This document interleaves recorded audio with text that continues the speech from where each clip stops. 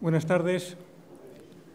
Muchas gracias a la organización por invitarme a presentar a Luis Ben, una de las personas de la profesión de la gestión cultural que personalmente más admiro, y en especial en el punto que vamos a tratar ahora, aquello que toca a las personas, a los profesionales dentro de la gestión cultural. Es un tema muy interesante porque desde mi punto de vista estamos perdiendo en estos años una gran oportunidad. En la actualidad al menos conviven tres generaciones de gestores culturales. Aquellos más veteranos que hicieron la transición, que pusieron en marcha los sistemas culturales de la democracia, que están a punto de acabar su carrera profesional y que atesoran una enorme experiencia sobre cómo se montó ese sistema, qué retos afrontó, qué problemas resolvió y qué problemas quedaron por resolver. En segundo lugar, aquellos que empezamos a trabajar a finales de los 80, en los 90, que nos encontramos con el boom, con los altos presupuestos y con la crisis. Y por último, aquellos que se están incorporando ya en el siglo XXI, gestores jóvenes con otro planteamiento diferente, con otra formación y quizá en muchos casos con un desconocimiento de cómo se montó este sistema cultural y de dónde venimos. En mi opinión, esta transición entre generaciones de gestores culturales no está siendo óptima. Los jóvenes no estamos aprovechando la experiencia de aquellos gestores que montaron el sistema cultural español, y hay una cierta desconfianza, una falta de colaboración entre generaciones. Por ello, creo que es importante jornadas como las de hoy que nos permiten a muchos escuchar opiniones muy fundamentadas sobre los problemas que afectan a las políticas culturales locales. Un buen ejemplo de una oportunidad similar fue la tercera Conferencia de la Cultura que se celebró en Valladolid en el 2017 y yo recuerdo especialmente el 9 de marzo una mesa redonda en la que estuvieron Alfons Martinel, en la que estuvo Jorge Fernández León, en la que estuvo también Luis Ben y que moderó el periodista Juan Cruz. Yo recuerdo simplemente de aquella mesa redonda algo que ha repetido hoy Alfons, que es que aquel que más cultura presta, que son los ayuntamientos, son precisamente los que tienen competencias menos legisladas y que era urgente una ley cultural referida a los ayuntamientos locales. Mi felicitación por ello a los organizadores de esta jornada, porque las políticas culturales locales son cada vez más importantes. Yo creo, y de acuerdo también a lo que se ha dicho anteriormente, que cuando uno recorre las ciudades españolas hoy en día, puede ver que en muchos aspectos, en aspectos de medio ambiente, de parques, de servicios sanitarios, tiene una cierta uniformidad. Pero quizás es en el sistema cultural donde más diferencias hay. A uno le da la impresión de que tu vida ha dependido mucho del gestor cultural que te tocó o de los gestores culturales que te tocaron, y que había muchas diferencias entre nacer en Valladolid o nacer en Palencia, por ejemplo. Para todo esto y para las personas y para los profesionales en el ámbito de la gestión cultural tenemos a Luis Ben, como les comentaba, uno de los gestores culturales que más admiro, quizá porque su trabajo se ha desarrollado en una ciudad con unas características muy similares a Valladolid, lo que llaman las ciudades medias. Luis Ben es técnico de promoción cultural de la Diputación de Cádiz desde 1984 y ha tocado prácticamente todos los ámbitos de nuestra profesión. Ha sido evidentemente gestor cultural, ha practicado también la docencia, la gestión pública, la investigación, la cooperación y el asociacionismo. Ha sido además pionero en la aplicación de herramientas como los indicadores, los mapas culturales o la planificación estratégica de la cultura. Va a abordar los aspectos, como comentaba, que se refieren a las personas. Creo que vamos a estar de acuerdo en cuanto a que las buenas prácticas no se refieren a las tablas de la ley, sino a aprender de los mejores. Y va a hablar también de un aspecto que se habla mucho fuera de los ámbitos profesionales y que es conveniente hablar en los ámbitos profesionales, que es la precariedad. Sin más, te cedo la palabra, Luis. Gracias. Muchas gracias, Raúl, por esta presentación. Por supuesto, por delante las gracias a las instituciones organizadoras y a los buenos amigos que coordinan esto y que se acordaron de mí. Y yo encantado de estar aquí en Valladolid. Sin embargo, tengo un par de problemas. El primero es el tipo de encargo que me hicieron, que es hablar del trabajo en cultura, de las condiciones laborales de la cultura. Es una pequeña celada, ha sido una pequeña encerrona. Llevo obsesionado 15 días leyendo de todo, estoy leyendo de todo, y encontrando muy poco, y digo, a ver qué hace. Y luego la segunda, temporalmente me han situado delante de todos los maestros, entonces hablar después de Martínez, de Jorge, de todos, y además se han sentado ahí delante para ponerme nervioso, con lo cual el hándicap es grande, pero se va a hacer, ¿no? Vamos a hablar, o me han pedido que hable del factor humano, ¿no? Del factor humano en esto de las políticas, de la gestión cultural, en nuestro caso, en los territorios, ¿no? Porque son los gestores, los artistas también, son los que soportan las políticas, ¿eh? Soportan, de repente, las políticas descienden, no sabemos cómo unas veces, y las personas que nos encargamos de ponerlas en práctica son aquellos que nos pagan, ¿no? Entonces, sufrimos la presión, el gestor sufre la presión de la política, que no es poco, pero también sufre la presión del territorio, la presión de las competencias.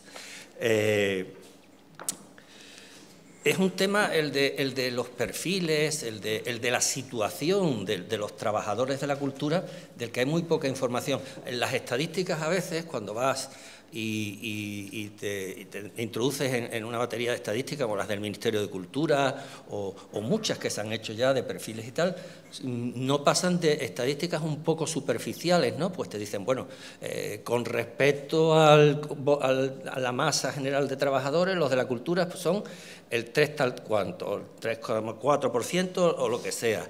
Y como mucho luego después te dividen entre hombres y mujeres, ¿no?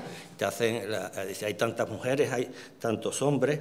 Son estadísticas de empleo como muy superficiales. No se profundiza, a partir de ahí no hay demasiados trabajos que profundicen. Yo he visto algunos antiguos ya de la Consejería de Empleo de la Junta de Andalucía, pero son muy a golpe de cuadro, muy a golpe de gráfica, aburren, ¿no?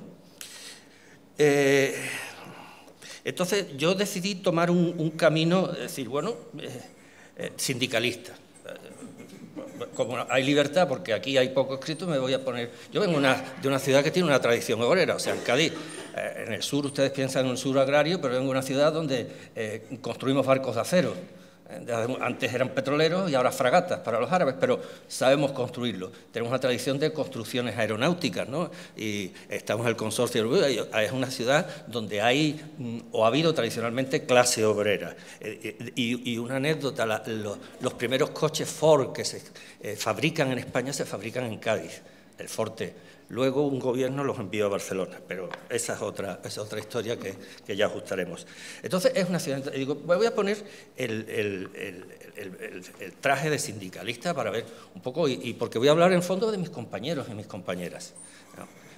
Yo ya estoy en el final de mi carrera, pero esa tercera generación de jóvenes que hablaba Raúl, incluso la segunda, a mí me preocupa, porque están en un entorno mucho más hostil que el que yo me encontré. Yo salí en un entorno difícil, pero bueno, era la salida de la dictadura, los comienzos de la democracia. Había otros elementos ilusionantes, otras cosas, pero Jordi Font antes dijo que el trabajo no volverá a ser lo que era. Y partiendo de esa premisa, yo creo que el problema es que no sabemos qué va a ser el trabajo, el concepto tradicional de trabajo. Entonces yo digo, bueno, vamos a ver a los padres del pensamiento económico, a los dos grandes, a Carlos Marx y a Adam Smith, ¿no? Cuando se podía haber entrado más atrás. El Génesis es el primero que nos dice aquello de ganarás el pan con el sudor de tus frentes, es el primero que nos dice trabaja, trabaja. Pero luego, a ver cómo se ha analizado. Marx dedica, yo no he leído el capítulo completo, esas cosas, no, yo no presumo de eso. Sí me acerqué al capítulo 5 una vez a través de una obra de un libro de François Mitterrand, La abeja y el arquitecto, que está inspirada en una metáfora que emplea Marx en el capítulo 5, que es el de fuerza de trabajo y proceso de valorización. Te dice Marx que una abeja es capaz de construir a la perfección, con una perfección matemática, una celdilla del panal, mejor que cualquier arquitecto. Las traducciones que yo he visto en español hablan de maestro de obra, mejor que. Sin embargo, hay una gran diferencia y es la preidea. En la mente del maestro de obra, del arquitecto, ya está predibujada la idea de celdilla, mientras que en la abeja es un proceso instintivo que no ha variado no solo en miles, sino en millones de años, ¿no? Entonces, para mí la palabra clave es la valorización, ¿no? La valorización. El trabajo para Marx es un proceso mediante el cual el hombre da valor a la manipulación de algo. Antes normalmente era una manipulación material de productos de la tierra, etcétera, etcétera, y en nuestra sofisticación cultural ahora a lo que le damos valor incluso son a símbolos, a conceptos, a actitudes, a sentimientos, y la cultura trabaja mucho en eso. El conflicto, claro, para Marx, que por eso inventó el marxismo, es que ¿quién se queda con la plusvalía, con ese valor añadido? ¿Quién se lo queda? Claro, entonces dice, se lo quedan los burgueses y el obrero es expoliado y tal, y ya surge todo el conflicto. No, y en eso andamos por el tiempo. Ahora, bueno, ahora me quedo ahí, no voy a entrar, no vamos a solucionar ahora las contradicciones o aciertos ideológicos del marxismo. En Adam Smith es peor la cosa, ¿no? Solo he encontrado dos referencias, una que utilizan casi todos los economistas que se acercan a la cultura, sacan una cita de Adam Smith, que es, se la voy a leer porque es bastante dura. Adam Smith dice: hay ciertas habilidades agradables y bellas cuya posesión causa cierto grado de admiración, pero cuyo ejercicio con fines mercantiles se considera, sea por razones justas o por prejuicios, una especie de prostitución. Y no se queda ahí. Por tanto, la recompensa pecuniaria a los que por oficio las ejercen deben ser suficientes no solo para remunerar el trabajo, el tiempo y los gastos necesarios para adquirir ciertas habilidades, sino para retribuir y compensar ese cierto descrédito que acompaña a su ejercicio como medio de ganarse la vida. Adam Smith era un puritano, obviamente, ¿no? Decía, esto es un poco, es la opinión que te daría una madre cuando le dice a un hijo, mamá, yo quiero ser artista. Y entonces, pues Adam Smith pensaba algo, es que eso es como prostituirse, ¿no? Es ser artista, eso no es algo productivo. Y dice, incluso le da un poco de misericordia, de pena, y dice, bueno, pobrecitos, o se tienen que dedicar a esto, habrá que pagarles y a lo mejor un poquito más, ¿no? Incluso, y la segunda opinión que tiene es que él piensa que la cultura es el ámbito por excelencia del trabajo no productivo. Para Adam Smith, la cultura es lo no productivo. Claro. Entramos bien los trabajadores de cultura en la contemporaneidad, ¿no? de un señor que nos dicen que nos expolian y otro señor que nos dicen que nos prostituimos. Existen básicamente dos tipos de trabajadores de la cultura, aunque nosotros vamos a hablar más del segundo tipo. Un primer tipo, los esenciales, que son los creativos, los creadores, y que algo se ha ido diciendo en esta mañana sobre el tema. Bueno, están ahora como puestos al servicio de las nuevas industrias culturales y son los creadores de contenidos. Me acuerdo que Eduard Miralles no le gustaba nada esta expresión, la encontraba despectiva, un poquito como si las Netflix y eso dijeran, mira chicos, vosotros generar ideas y luego dejarnos a nosotros el negocio, que somos los que sabemos de esto. Entonces, bueno, está en esa línea de Adam Smith, habrá que pagaros porque como os estáis prostituyendo, vendiendo vuestros talentos, os vamos a pagar, pero el negocio de verdad lo hacemos los que sabemos, las nuevas plataformas digitales o las industrias tradicionales. Dejemos a los artistas con ese problema. Nosotros, todos los que ayudamos no industrialmente a que los artistas puedan poner en circulación sus productos, lleguen al resto, los que somos gestores, o sea, los productores, los distribuidores, exhibidores, etcétera, somos el otro tipo de trabajadores de la cultura, que tampoco es que estemos mucho mejor, ¿no? Si estuviéramos en un barco, los artistas creerían ir en un camarote de primera clase y nosotros, gestores, en uno de segunda. La realidad probablemente es que estamos en unos camarotes muy cerca de la Sentina, que se ve poco más, y que quien de verdad controla el barco son otros, a los que a veces ni conocemos, ¿no? Traté de buscar, dentro del mundo de la reflexión, de la gestión cultural, de las políticas culturales, algún autor que hubiera definido algo del trabajo cultural. Acudí al léxico de Teixeira Coello y no encontré nada, ¿tal? Pero en el glosario crítico de Pedro Vives, el pobre Pedro Vives, sí tiene una entrada que se llama trabajo cultural. Aunque incide en la diversidad de segmentos, de funciones, de todo eso que llamamos gestión. Hay un párrafo que voy a leer porque hay 3 ideas que me interesan y algunas nos va a sonar mucho y después la vamos a seguir. Dice, el trabajo cultural en muchos de sus tramos laborales sigue siendo barato. Está diciendo, nos vendemos barato, o sea, o nos compran barato. Socapa del entusiasmo atenazador, del ardor juvenil, pero también del oficio menguado de la artesana experiencia pagada con más fraternidad que salario, con el abrazo confianzudo del maestro que retribuye la dudosa cuenta de ahorro del anecdotario. ¿Qué está diciendo? Primero, esa alusión al entusiasmo, que luego veremos que una persona que ha reflexionado mucho sobre el trabajo de estas últimas generaciones utiliza entusiasmo como motor, como concepto que va a explicar un poco todo eso. Dice, bueno, el trabajo sale barato, ¿por qué? Porque la gente que trabaja en la cultura es muy entusiasta, ¿no? Y entonces se les nota mucho que les gusta trabajar en esto, excusa perfecta para pagarles menos. Luego, a veces se les paga más con fraternidad, con salario, con esperanza. Vale. Bien. Y ahora entro en el emprendimiento, que es el nuevo modelo.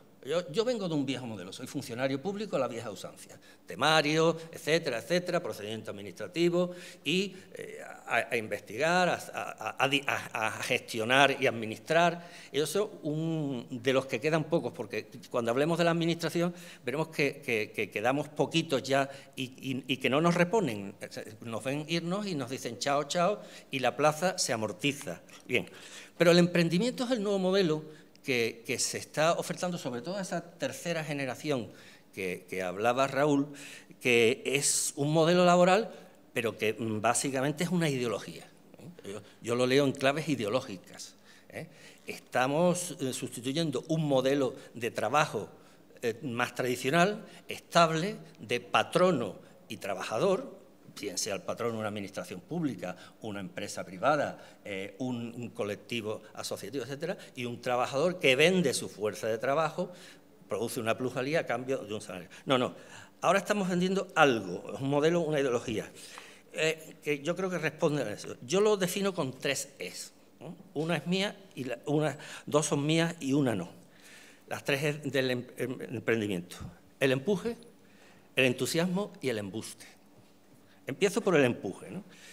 El TRAE dice que es el brío, el arranque, la resolución con que se acomete una empresa, ¿no? Al emprendedor se le dice tienes que empujar fuerte, tienes que salir, tienes que ir para adelante.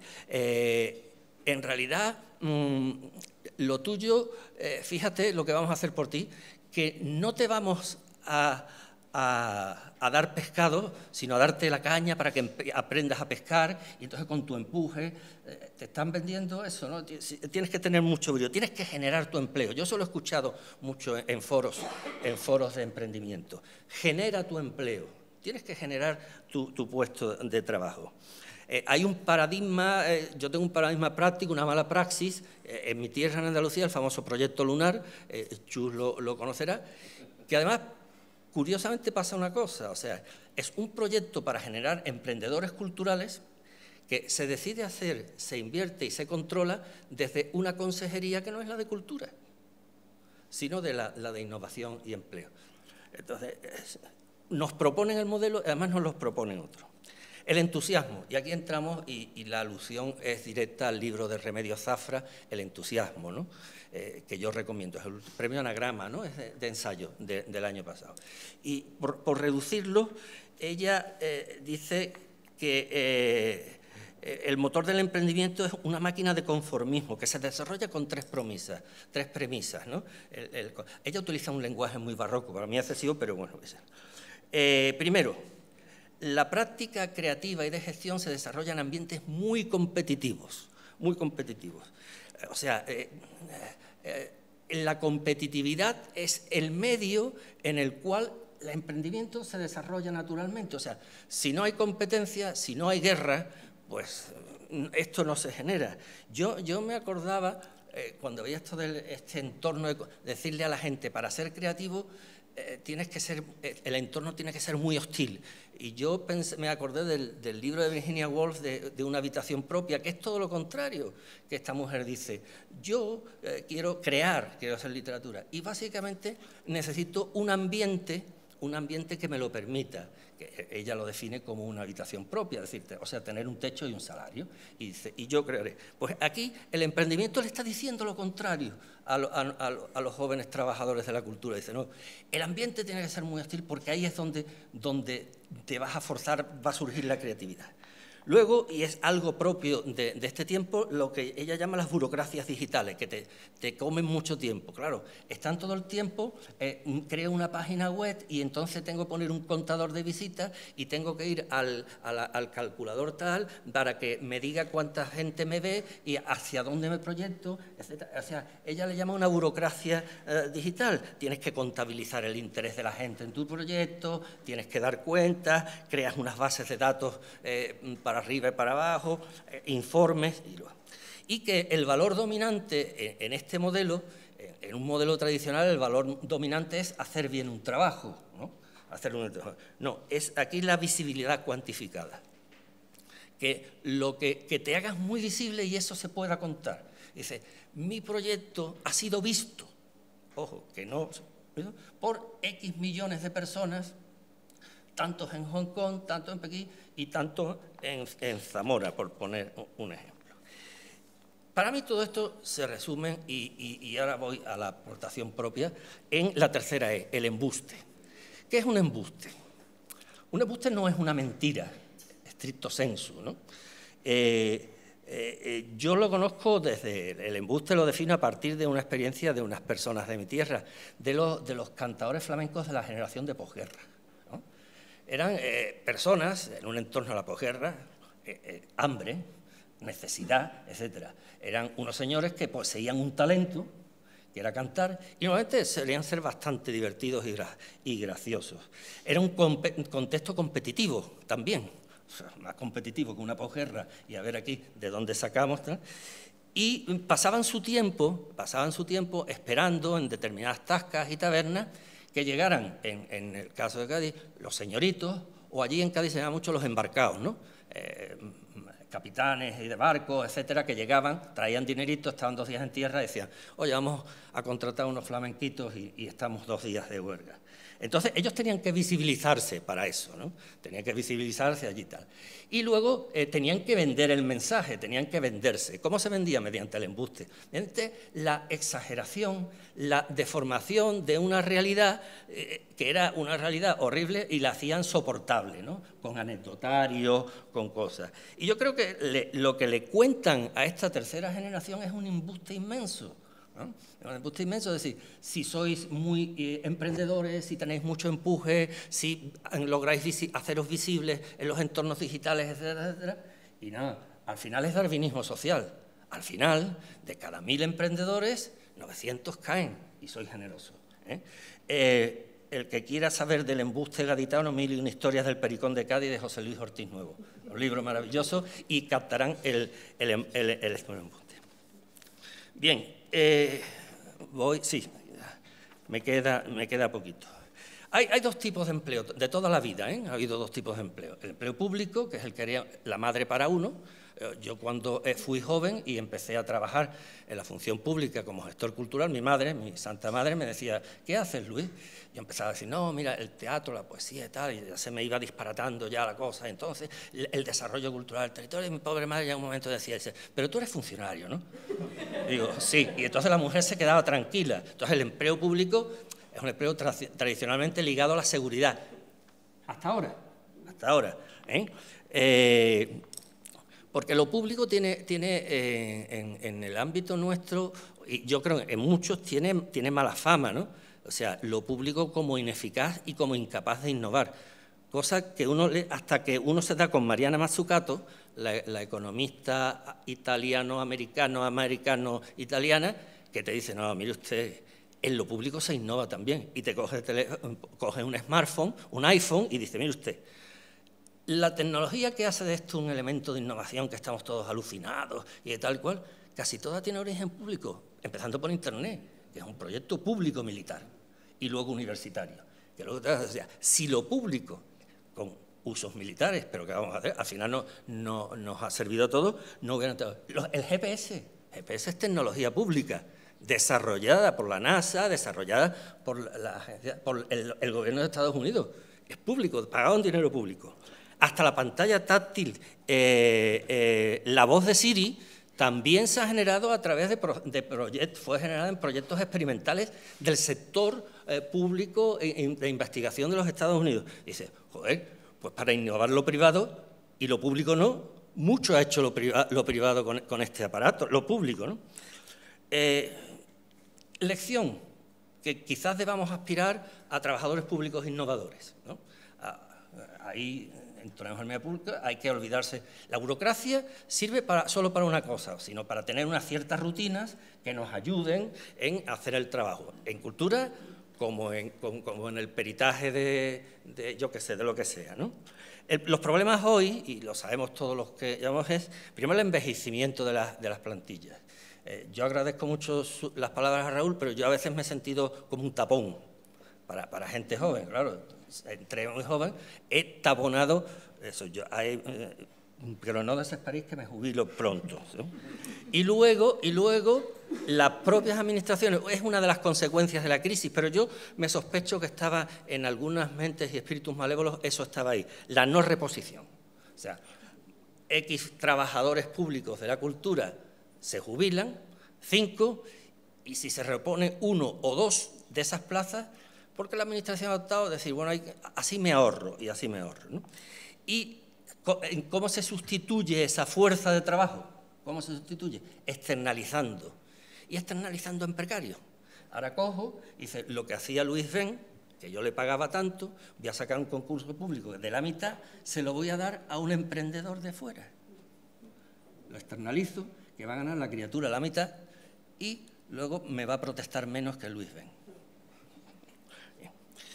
Y luego el emprendimiento, el empleo privado. Está en manos del emprendimiento. Hay empresas culturales, todas conocemos, pero a lo mejor en los grandes territorios, en Madrid, en Barcelona, en Bilbao, pero a medida que uno se aleja hacia las periferias, lo que hay son microempresas. Y lo que hay es emprendedores y emprendedoras luchando por subsistir alrededor de presupuestos públicos, lo cual no es nada malo, porque la mayoría de las industrias de este país tratan de subsistir alrededor de presupuestos públicos.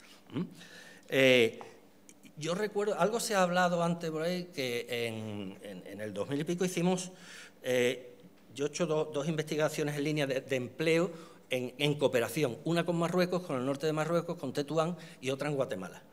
En ambas tratábamos de ver perfiles de los trabajadores de la cultura y de los artistas y creadores. Algo que se repetía, y alguien lo ha dicho esta mañana, hay un porcentaje altísimo de creadores que tienen que tener otra actividad para poder vivir. O sea, compatibilizan, mi trabajo de escritor me da un 20% de mis ingresos. El resto es porque soy profesor de instituto, porque soy funcionario público, conserje o ingeniero, etc. Era el caso en Cádiz, y yo creo que eso en muchos sitios paradigmáticos, son los pintores, los artistas plásticos. Casi todos, al final, muchos son profesores de Bellas Artes, y porque la actividad artística ya quisieran, y algunos buenos, no todos.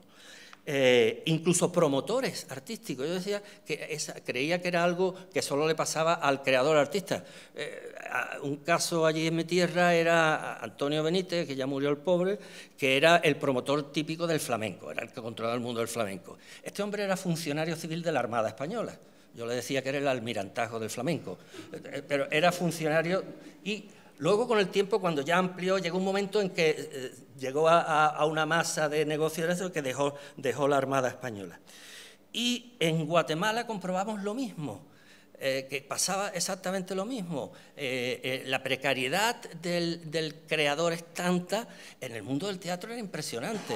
O sea, los que hacían teatro, muchos, salvo creo, ¿quién era el que hablaba de las grandes estrellas en el mundo de la creación, y luego una gran masa de creadores que los pobres sobreviven como sea, ¿no? Bueno, pues la gran masa, salvo... a mí esto me lleva a reseñar que nos hacía falta un observatorio con una función sindical, ¿no? Que dijera, oye, este grupo de trabajadores hay que defenderlos, ¿no? Y con esto casi ya termino para ir cumpliendo. La regulación, ¿no? Se ha hablado aquí mucho, yo no voy a hablar mucho de ese paso de regulación que es el Estatuto del Artista, que creo que se le ha añadido el trabajador de la cultura, no solo centrado. Era algo necesario, era algo muy necesario, y habrá que hacer más esfuerzo. En realidad el Estatuto ha sido una asignatura pendiente de modernización y de dignificación del trabajo de los creadores en este país. No estamos haciendo nada en el plano laboral y fiscal. ¿Cómo es en general, o cómo creo yo que está siendo el trabajador cultural en general actual? Son personas muy formadas. Yo, la mayoría de los jóvenes que me encuentro, trabajo aquí, las generaciones en esta, 2 o 3 grados, varios máster, idiomas, mucha ilusión, tienen un nivel de formación muy, muy alto. Están muy motivados emocionalmente, se lo creen, ¿eh? Ahí está la trampa del embuste del emprendimiento. Como saben que se lo creen, ahí los enganchan. Están mal pagados, ¿eh? Están mal pagados. En otros sectores, a su nivel de cualificación, a su nivel de preparación, tienen mejores retribuciones. También es un problema del sector. Y,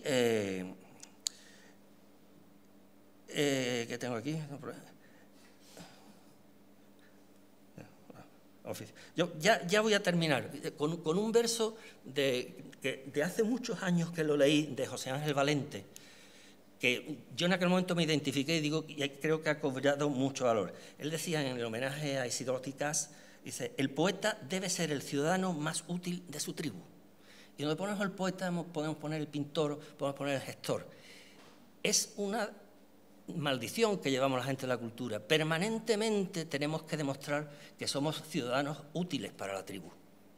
Y yo creo que ese verso resume un poco la situación de nuestro sector, de nuestros compañeros y compañeras trabajadoras.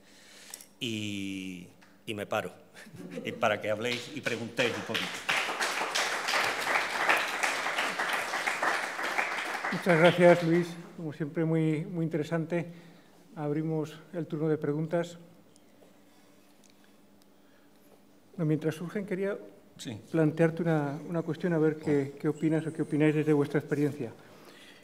Todos estamos de acuerdo que en el ámbito cultural es imprescindible que existan entidades de gestión específicas, porque tienen unas características propias del sistema cultural. Incluso yo he aprendido de vosotros cuando comentabais que las primeras fundaciones culturales de los ayuntamientos surgen en el año 79 ante la imposibilidad de gestionar la cultura en aquel entorno. Sin embargo, estas instituciones culturales, en los últimos años se les ha colocado una etiqueta que tiene unas connotaciones muy determinadas, que es la de administración B, sí, con unos sinónimos de enchufismo, arbitrariedad. ¿Qué opinas tú de esto, Luis? Bueno, ahí, como todo, hay un anverso y un reverso, hay una verdad y una mentira. Es verdad que surgen fundaciones, agencias, empresas públicas que responden en un principio. Claro, la administración siempre ha sido muy jodida, muy conflictiva, muy difícil o sea, comprar un lápiz en la administración a veces ha sido un esfuerzo, y no te cuento, claro, y sobre todo en los primeros tiempos, donde tú llegabas a secretarios interventores o a técnicos de administración general y decías, no, yo lo que quiero contratar es un grupo de cómicos. No lo habían escuchado nunca, no sabían a veces cómo hacerlo. Entonces, había muchas trabas, etc. Entonces, hubo gente que decía, bueno, hay un camino, que son los organismos autónomos o las empresas públicas, por los cuales podemos facilitar eso. al principio parece que sí, pero luego también los organismos autónomos, las burocracias tienden a retroalimentar su inoperatividad, ¿no? Y si es cierto que alguno lo habrá utilizado, bueno, pues para concesiones ilegales o dudosas, porque también hay una cosa clara. En cultura tampoco hemos manejado unas cantidades de dinero que llamen a las corruptelas. Nosotros no somos obras públicas. Nosotros manejamos cantidades que... Con lo cual, bueno, pues puede ser que de repente pues haya entrado alguien que lo más normal ha sido Pepito, que estaba todo el día colaborando con la fundación tal y cual, y de repente se ve una oportunidad de un contratito, ¡plá!, y entra. Pero no hablamos mucho más de ahí. ¿Es una administración B? Sí, pero yo creo que ya... De hecho, ya no son tan chollos. Yo trabajo ahora en una fundación de cultura, llevo muchos años, y sí hubo un tiempo en que éramos más ágiles y tal, pero ahora la cosa, bueno, es muy dura, muy dura, muy dura. ¿Preguntas? Gracias. Yo más que una pregunta quería hacer un comentario, porque se ha hablado aquí, se ha mencionado la no reposición, las famosas tasas de reposición. Y se ha mencionado como algo propio de la cultura y como algo responsabilidad de la administración, así en general, que así se ahorra, etcétera, etcétera. Me gustaría dejar claro, por si acaso alguien no lo sabe, que no estamos hablando de la administración local, que la administración local padece lo de las tasas de reposición y lo padece en todas las áreas, no solamente en la cultura, absolutamente en todas. Esto es una cuestión de la administración central, de Ley Montoro, etcétera, etcétera. La local sí, pero es víctima de todas las áreas, pero cultura es objetivo prioritario. Porque hablamos de cultura aquí, pero en todas las áreas, en cultura, en medio ambiente, absolutamente en todas, porque quitando policía y no sé qué otra cosa no se ha podido reponer ninguna. Gracias. No sigo yo. Mil gracias, Luis. Ahondando en lo que tú decías, tal cual, hace poco hemos recuperado con la Federación Estatal de Asociaciones de Gestores Culturales la relación que se interrumpió hace un tiempo y que ahora yo creo que culminará con la firma de un convenio de colaboración. Y 40 años después de la creación y de la necesidad de los gestores culturales, siguen trabajando en el reconocimiento de los gestores dentro de las administraciones públicas, la categoría profesional, la cualificación que se les ha de exigir. Siguen trabajando por la profesionalización del oficio, de la tarea, de la labor. De hecho, mañana hay una reunión en Madrid de una comisión de profesionalización que 40 años después sigue intentando reivindicar, sigue intentando reivindicar tal cual. Todo lo que has contado en estos 40 años no está normalizado, no está estandarizado, no es pacífico, no está acordado, no tiene un estatus el gestor cultural, ni tiene ni siquiera una definición, ni una atribución específica de funciones, ni de cualificación que se pida de forma homogénea, o sea que queda mucho camino por delante. Sí, el gestor está un poco... el gestor cultural, su valoración está relacionada a la visión que tiene la sociedad del gestor, de lo que es un gestor y de lo que debe hacer. Entonces, tradicionalmente se ha visto como alguien que hace cosas, ¿no?, que organiza cosas que presuponemos que son fáciles. Bueno, un recital de poesía, ¿no? Bueno, aquí hay un chico que le gusta la poesía y lo hace. El reconocimiento social también es porque la universidad tardó en reconocer, en decir aquí hay gente a la que hay que formar y que nosotros podemos ayudar a formar. Tardó 10, 15 años a partir de que empezaron los primeros gestores. El momento que, mientras no hay validación académica, la validación social es muy dura. Yo, no sé, pienso en el caso de los periodistas, en su tiempo, hace mucho más tiempo, cuando empezaron la validación académica, cuando la primera facultad de Ciencia de la Información, Periodismo, empieza a validar también socialmente la función del periodista, y eso, la función del periodista era mucho más visible que la del gestor. El gestor debe ser una función más oculta, yo estoy detrás del escenario. Eso por un lado. Y normalmente la gente valora mucho el objeto, la cultura, dice, cultura es algo muy importante, no queremos renunciar a ella, queremos nuestras bibliotecas, nuestros museos, pero a quienes trabajan en eso, que no son los artistas, que también están valorados, los valora mucho menos, no termina de percibir el trabajo y la labor que hay detrás de todo eso. Bien, pues muchas gracias a todos y gracias, Luis. Gracias. Gracias.